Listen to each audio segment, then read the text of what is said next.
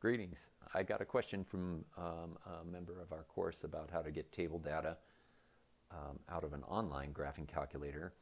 And so I thought I'd make a short video. So if you don't own a graphing calculator, there are some really good options online, and probably the best one that I know of is Desmos. So I'll type in Desmos and into a Google search engine, and here I usually go just straight to the graphing calculator. And this is what it looks like. You have a graphical, I guess, display area here to the right and an input area to the left. You can see that it's signed me in right away. So you can create your own account. Mine's just linked to my Google account. If that account is created, then you can save a graph if you want to save something.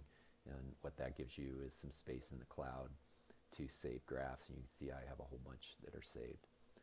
When you work with Desmos, there's this plus sign that just tells you what thing you want to add to the input bar, or input area, and it defaults to expression.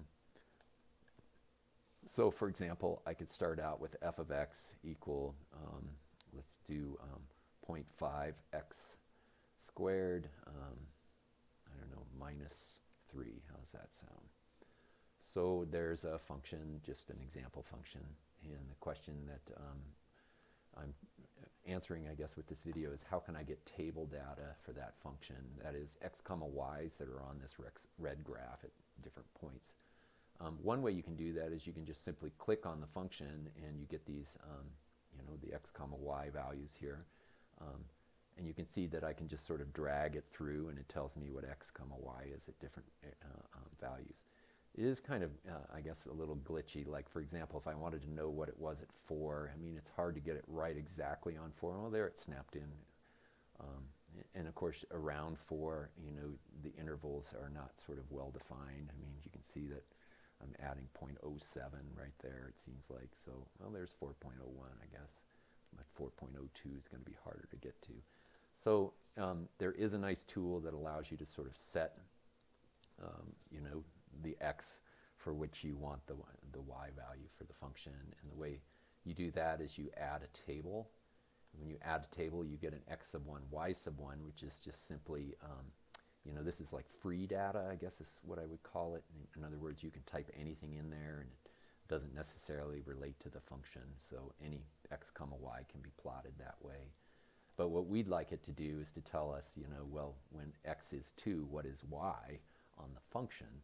So one way you can do that is you can just take away the y sub 1 and make this f of x sub 1. And when you do that, of course, it plots the value of the function at that particular x. So you can see that it put this purple point in when x is 2. What about when x is 3? Well, there it is. What about when x is 4? Well, there it is. What about when x is 0? Well, there it is.